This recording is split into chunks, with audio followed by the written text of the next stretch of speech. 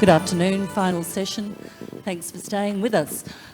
Here are our three presenters, and we're tackling the very big topic of tourism and trade, which make up the bulk of Thailand's economy. So joining us is Ms.Pimchanok Vonkorpon, who's Director General of Trade Policy at the Commerce Ministry, Bill Heinecke, Minor International, and Vivek Dhawan, whose company is called Mega Lifesciences. All of them have a stake in tourism and trade. And first we'll hear from Ms.Pimchanok, who will give us an overview of where we are in the trade stakes at the moment. Thank you very much, and good afternoon. I'm a naturalist loud speaker. Actually, normally sometimes I don't even need a microphone, and I think for you guys who have been here since in the morning, my pretty distinct voice could wake you up a little bit. But excuse me if I speak too fast. I would try to keep up with the time, the limited time that I have.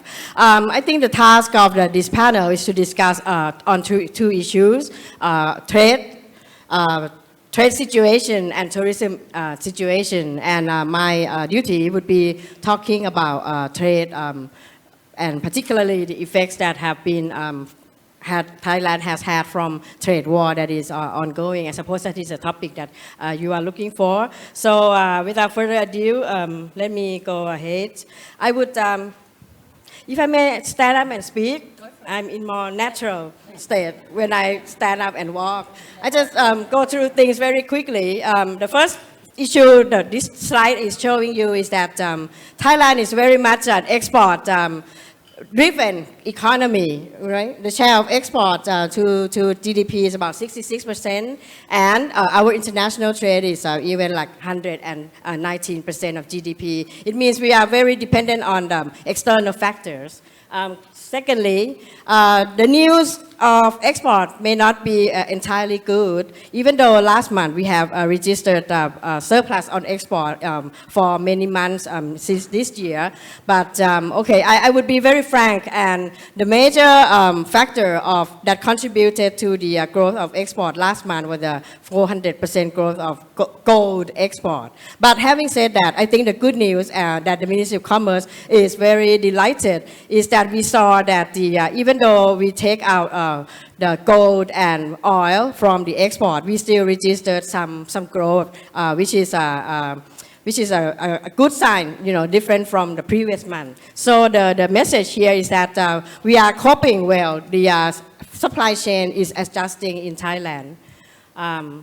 This picture will show you that, okay, maybe we have been dependent on growth of gold export last month, but we also have been quite successful in diversifying our product mix of export portfolio. We have seen more of the other products that appear in our share of export, and I think that is a good news, and it is something that the government would seek to strengthen in the future. In terms of our trading partners, we are also doing well in diversifying our trading partners. Previously you would see that we depend on the four major partners like USA, EU, Japan, China, and ASEAN. But currently our trading partners have been more than that. And for example, the most emerging and the most important export market now is India.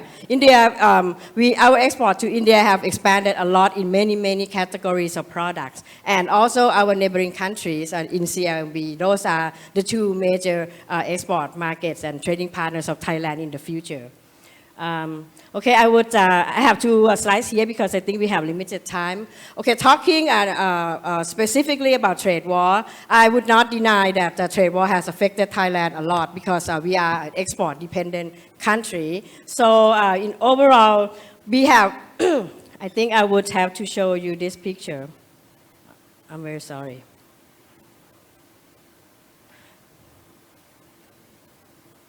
I was trying to hide it because I don't want to be a target of the United States. Okay, let me say it very frankly.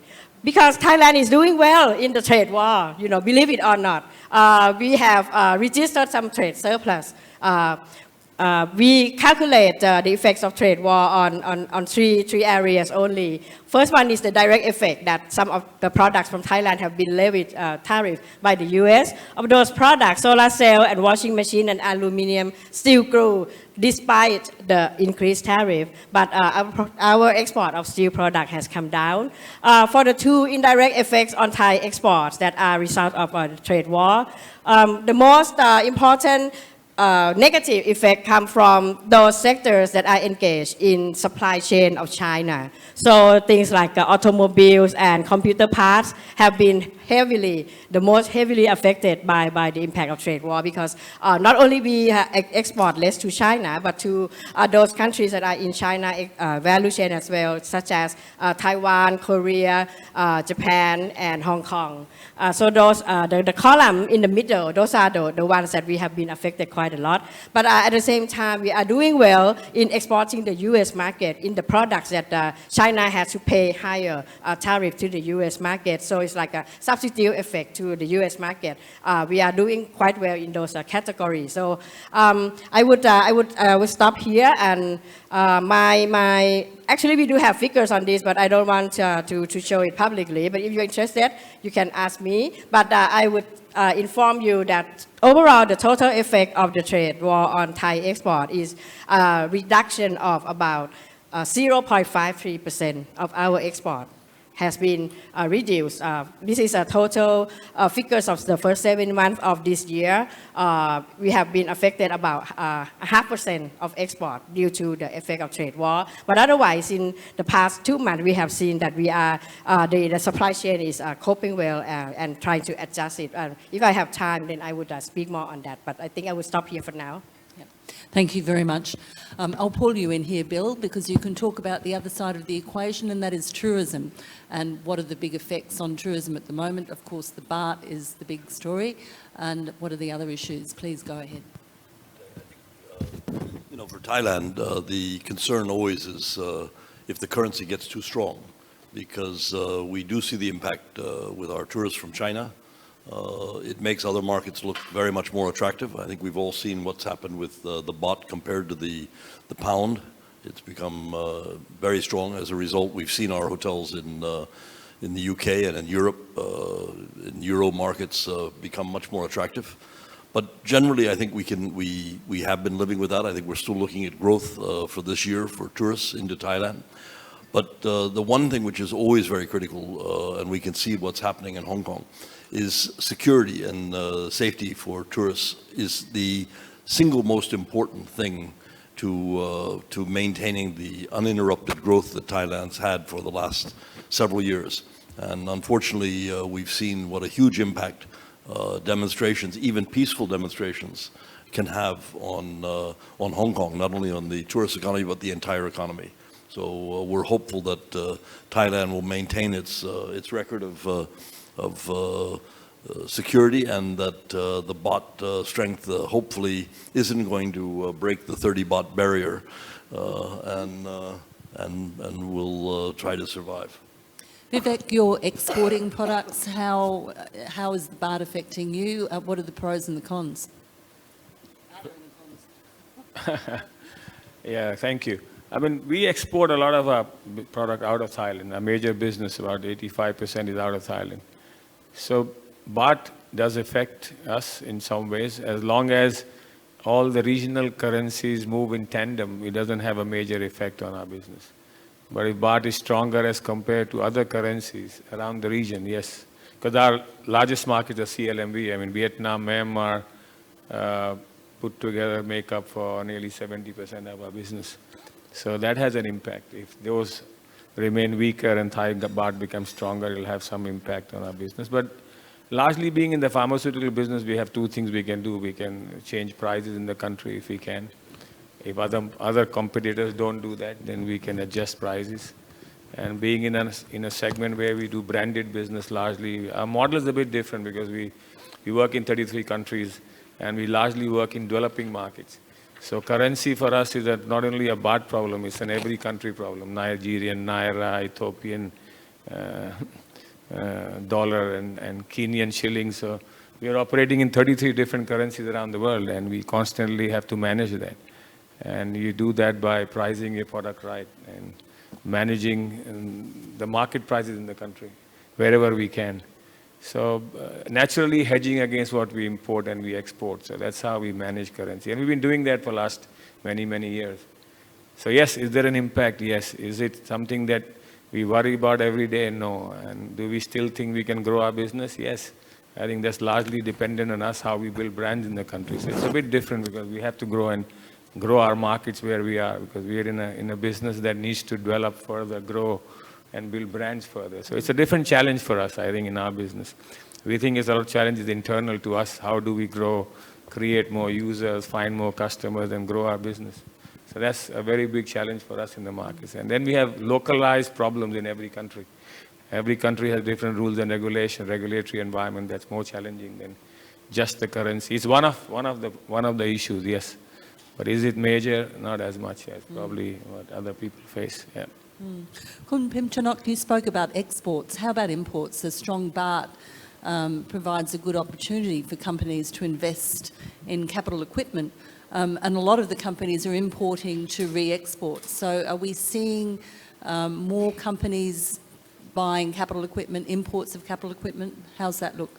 Yes, I think well, on the effects of the baht, it has to be twofold. One on the export, in particular, export of agriculture product or commodities, which are directly affected by the baht, right? You sell price, we don't have an offset from the import of raw material. So the baht has affected the value of export of Thailand considerably, particularly in food. But at the same time, we have noticed in past months that import has increased, particularly on the import of machinery and some raw materials. So we hope that it is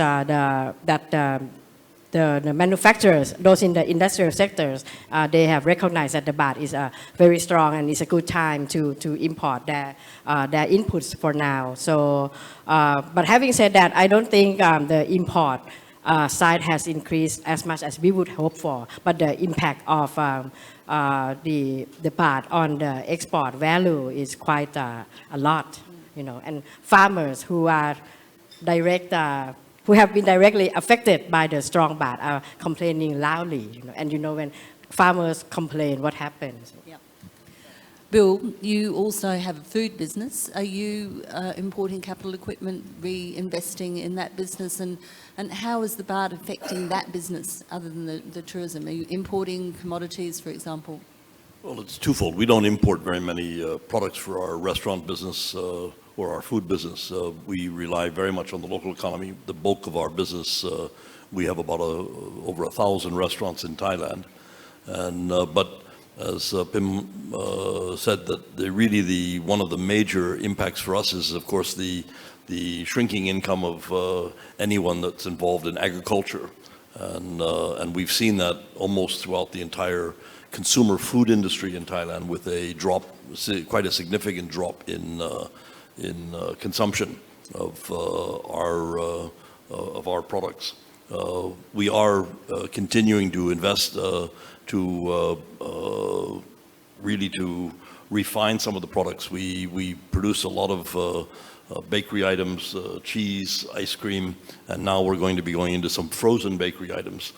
We import very little, but what we do import is some of the bakery products which are produced in Malaysia and other areas around the region. So we hope with our new factory that will be able to be reduced dramatically. And certainly the cost of that plant has been much less in baht terms because of the strength of the baht. Most of the equipment has to be imported, the frozen bakery equipment. Vivek, how about you? You are producing product here and exporting it globally. And you also mentioned that you have some production capacity in other markets. How do you balance the shifts in consumption in your different markets? We don't manage it at all, honestly. I think it's not manageable for us because for us it's very long term. If you put a factory today and we want to get drug registration, it takes us 3 years. before even we can start going to market. So it takes us a long time. So I think just because the baht is lower or higher, we don't move factories very quickly, because pharma factories require GMP approvals, FDA approvals, and then getting it all that ready, and then by the time you have registration in 30 countries, you can't move. You're already stuck for many, many years to come. So we are investing in Thailand, but not because of the baht. We are investing because we're upgrading our facilities, getting ready for the future, and we see this as a long-term business for us. We've been there 33 years. We'll be there for another 33 years. So that's the investment in Thailand. Then we are putting money in Myanmar because we see 55 million people there, and we have been there for 25. And we have now built a very strong distribution setup there. We have a large 15,000 square meter facility. We recently built world-class warehousing facility in Myanmar. And now we are setting up a manufacturing site to make pharmaceuticals in Myanmar, and we are going to invest about $35 million in Myanmar. So we are investing for the next 15, 20 years, and we think once you get into this business, you stay there for a very, very long time. So we are going to make pure pharmaceuticals in Myanmar. Thailand, we have one site. We are going to have one in Myanmar, and we have one in Australia as well, where we do certain things that are very complementary to our markets, which are especially protein powders and things like that, which actually fit into the environment and can go into our global supply chain business, because we operate and supply a variety of products into 33 different markets. So I think making it for the right reasons, because they are right for the location they are in. The regulatory environment is good, speed to market is quick, and also gives us an advantage to produce products at the right quality. Because worldwide today in our business, you have standards that are equal to US FDA and European standards. So we can't say that we make in Myanmar and they are lower in quality. They're equally as good as any country in the world. Wherever we sell, whether we sell in Kenya or Ethiopia or Nigeria. And if needed, then we also have to build facilities in other markets, because I think what we see on the other side is more regulatory constraints. I mean, many countries are becoming inward looking. I think that's a bigger challenge now with this environment. With the China trade war and this we talk about, but we also see this happening in countries which are saying locally produced and putting non-tariff barriers in the country. And these are bigger challenges today in our industry especially. I mean, you may be producing in one location, you have efficiencies of delivery, supply chain, volume production, and then suddenly you can't import because those products are put on the ban list, or there are other requirements, regulatory or local purchase requirements come in. So I think there are other challenges which are bigger in terms of managing the supply chain than just the industrial investment in the industry. So for us, those are probably bigger, as I said. And the other part is our own. How do we go out and build? There are bigger consumer challenges, regulatory challenges, and the models in the country, because disruptive models are coming up. People buying online, and the pharmacy is becoming less relevant, and hospitals being disturbed. You don't go to the hospital anymore. You get the doctor to see you online.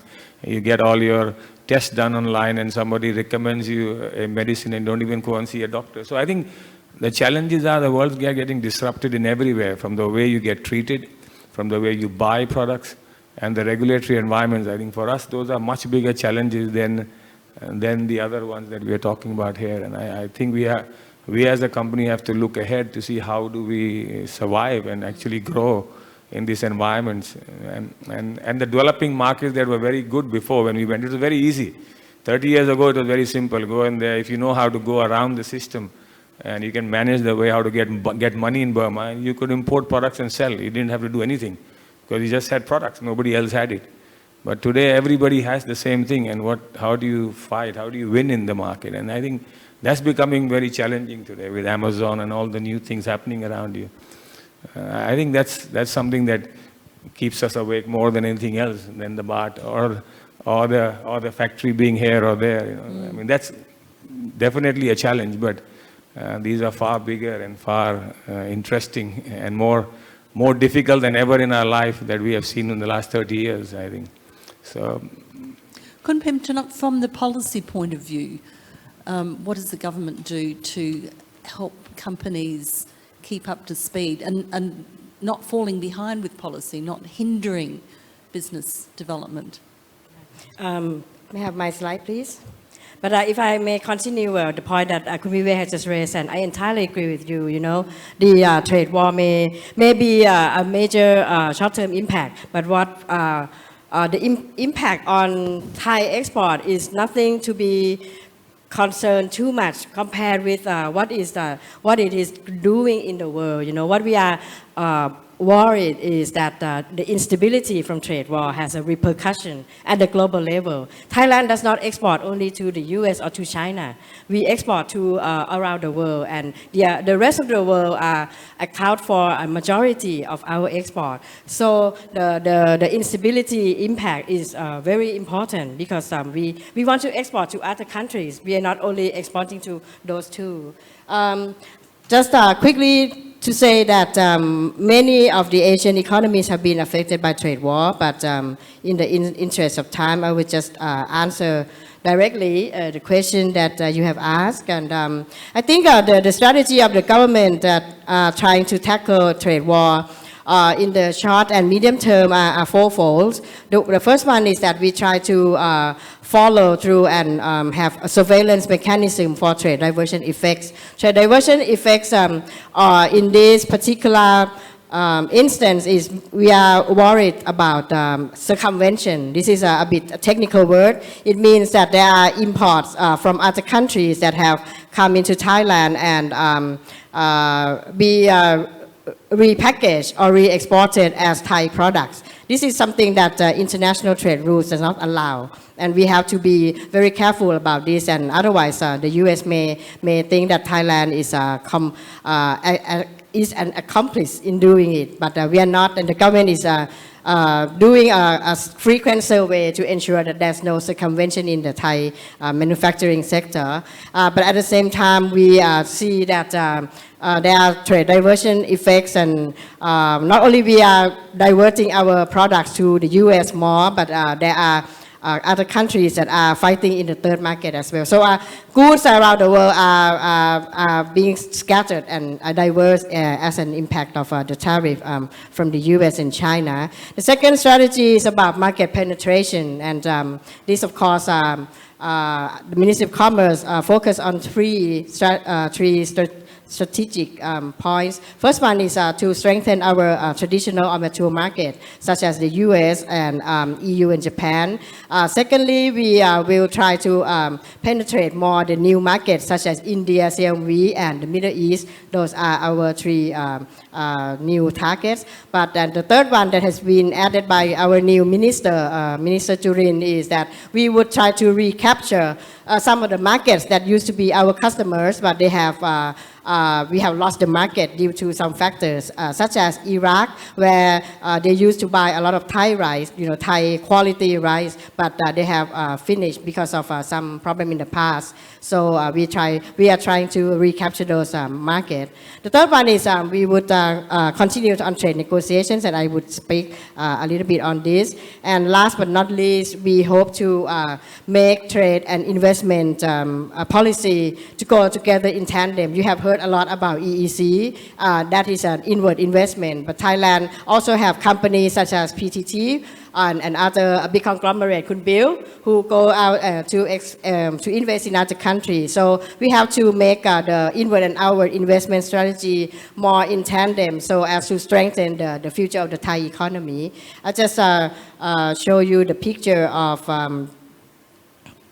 the FTA. And I think we from the government, we want to inform you that we would go ahead with negotiation with the EU, probably starting from early next year, and also with the UK, and of course the RCEP, or the Regional Comprehensive Economic Partnership, which is the ASEAN +6. This is our priority. We hope to conclude them by the end of this year. So those are the three major markets that we hope to capture with our strength relations. But the big question mark remains on if you are in the trade area, the CPTPP agreement, which is the Asia Pacific. We have not had a final position on that, but we are studying and we are arriving at some conclusion soon. So if with that, we hope that this will be very positive news for investor, because FTA network is a very vital connectivity in the future. How important are these treaties to you, Bill? I think it's important that Thailand has an open door policy and is seen to be accepted throughout the world. And but frankly, we're more affected by things like visa restrictions and what have you. And fortunately, the government has been opening that up, which makes it easy for all countries to visit. The one that is my pet project is, of course, Saudi Arabia, which still has none relations with Thailand in terms of tourism. And if we can ever open up that channel again, now that we have a new king, and there's a new king in Saudi Arabia, hopefully the past will be forgotten, and we could reopen that, because it's a huge market for Thailand. Saudi and also for trade and other activities which have been hampered now for many years.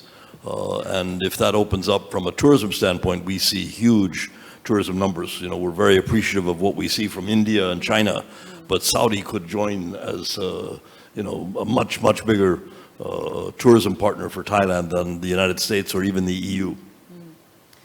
On the tourism front, there's so many people coming in. Do we have the infrastructure to support? Well, that's another problem. There's a tremendous amount of overcrowding on a lot of our infrastructure in Thailand, and that's one of the things that the government is addressing, but it will continue to be a major factor. When we see so many tourists coming in from China, and a lot of them are, to some of these destinations, are lower cost travelers, and therefore they're putting a lot of impact on some of our infrastructure, tourism infrastructure, national parks, diving in the Similan Islands and things of that nature. So that's resulted in the government taking a lot of steps to try to preserve some of the spots that we have.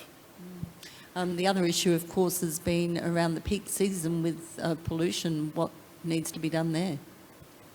With peak season, sorry. Pollution. Pollution. Well, that's another topic. If we look at Chiang Mai, we know that they've got incredible challenges with pollution, usually at the end of the year, which is the peak season for them. And we haven't seen any answers in sight for that. We've seen pollution even as impacting places like Phuket, when the pollution has come up from Indonesia, when they're burning the crops. We see it in the north. And that's one of the things that I haven't seen any solution for. And there's not much we can wish for. Our best wish is for good rains during that period that seems to wash the pollution out. So. Is there the need for more interaction between the government and business and industry groups, those with the stake in the industry, to come up with long-term planning for the industry overall, not just pollution, but for everything? Is there enough being done there? Thailand is very proactive. We have, and certainly I think this government recognizes the importance of tourism on the economy, and they are continuing to address the issues as best they can. But many of these, are weather-related, or certainly I think no one's arguing about the global warming, and we're certainly seeing a change in weather patterns, and that's beginning to affect many of the destinations. So a lot of things, there's not much the government can do other than try to fight pollution and fight global warming. And for that, I would say that most of our industry is very much involved in that, monitoring what we're doing. We've taken under our social responsibility, we've made it a necessity to reduce our energy consumption, reduce our water consumption. We're addressing that all over the world. We operate in 60 countries. So it's not only a Thailand problem, it's a global problem.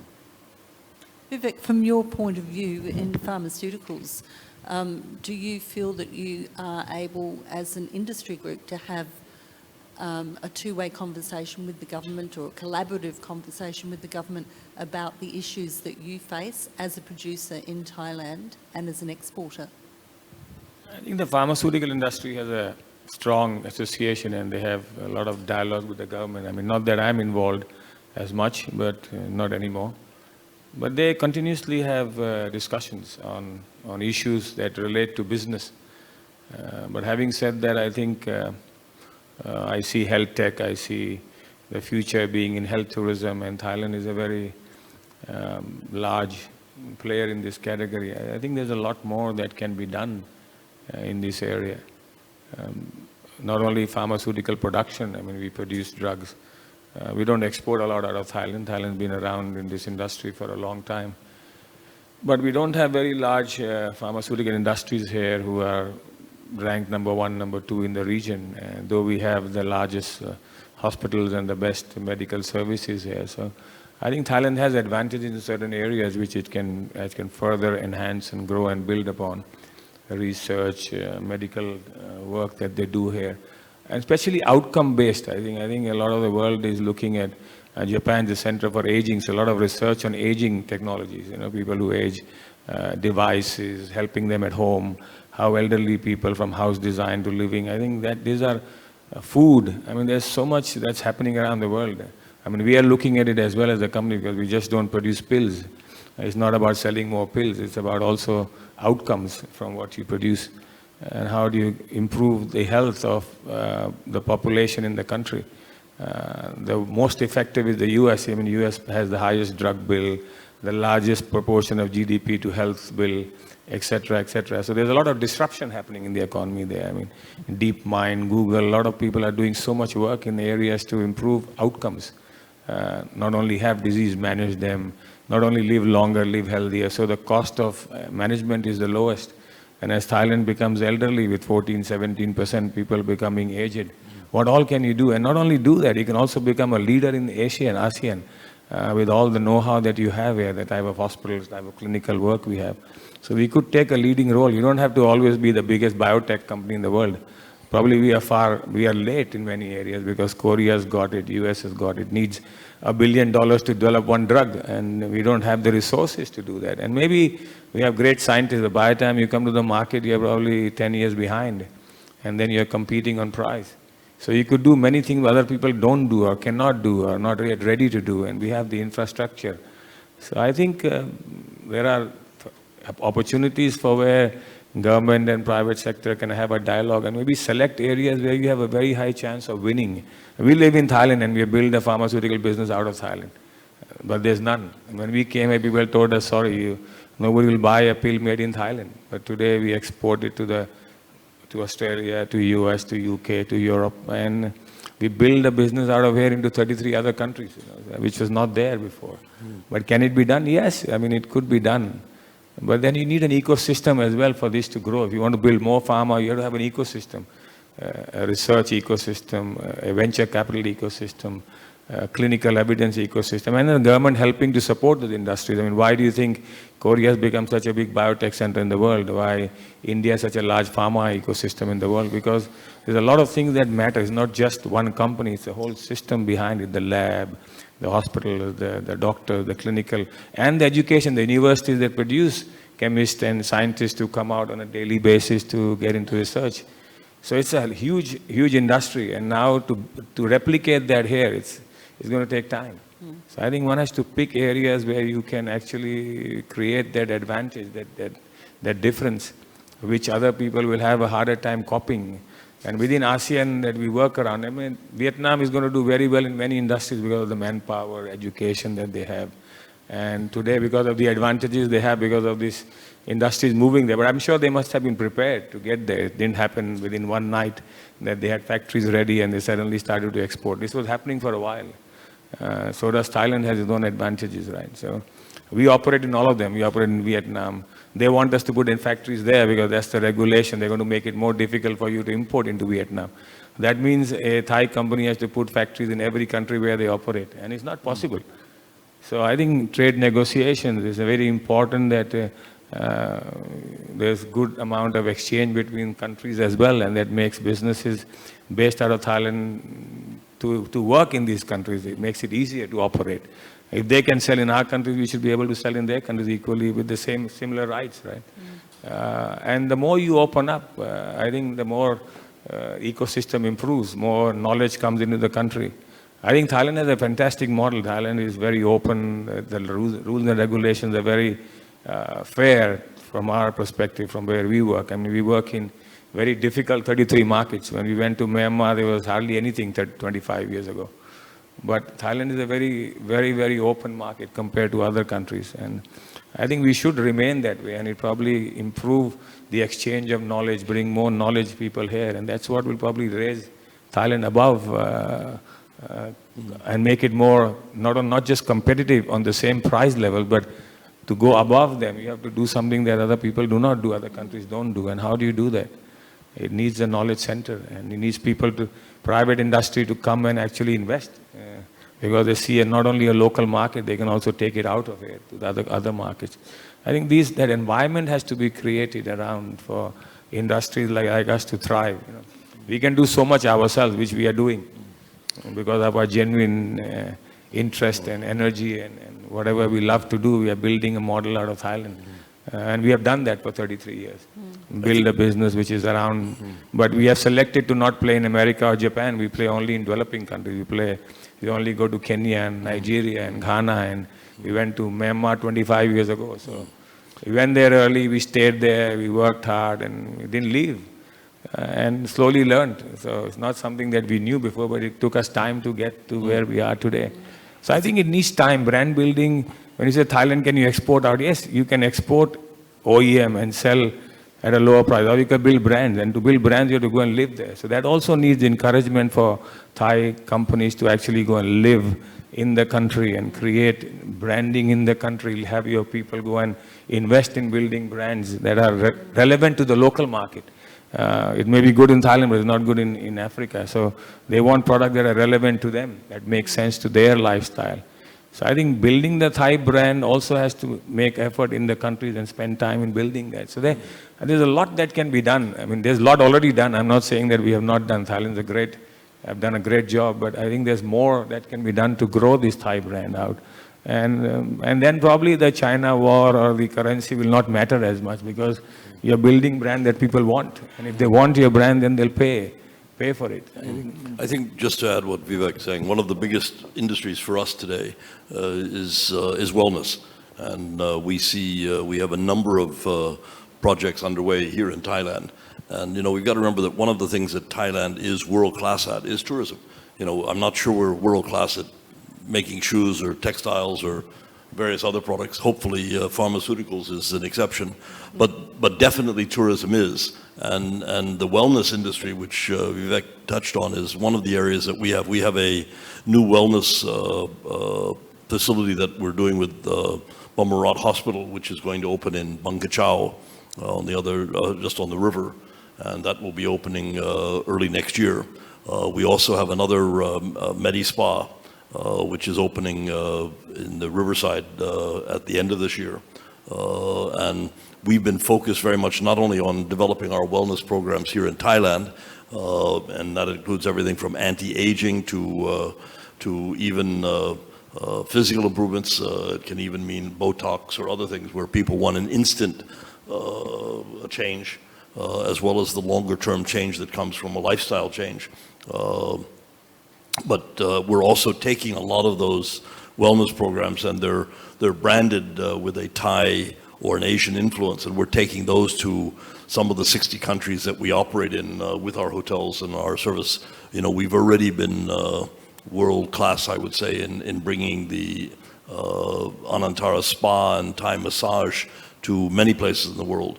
One of the ways that we try to attract tourism to Thailand is through having for example, most of our Anantaras will have a Thai restaurant, if not at least several items on the menu which are Thai food related, to make it interesting for consumers in Oman or in Spain to want to come and visit Thailand. And then also by experiencing perhaps a pampering spa or a spa treatment.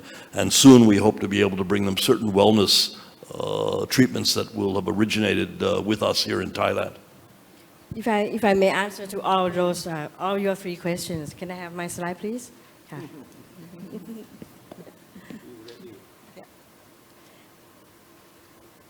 Yeah, I think first of all, of course, bioeconomy are the priority. Okay, we, the Ministry of Commerce, we focus on two sectors, bio and services. Because for the industrial manufacturing products, we have the EEC, which is an overarching policy already. So in bio, of course, we focus on four areas: food related, non-food, farmers, and biotourism. This is a new policy I just heard this morning from my minister. So in terms of bioeconomy or agriculture base, we have a lot of potential to expand into different areas, and I don't have time to explain this, but of course you can see that. Secondly, for services, we have already identified potential areas for services that Thailand can undertake more pronounced in the future, including healthcare and beauty, of course, the wellness, the hospitality or tourism, creative and digital content, and the entertainment. My team, we particularly love to have Thailand as an entertainment hub of the world, not only Asia, but I thought that would be too much. But we want to have people feel that if they want to be happy, they have to come to Thailand. That's the thing. But also in other areas such as construction and logistics is also something that we are working hard on. We feel that we have a lot of potential to do well on those services, and also combined with the connectivity in the region.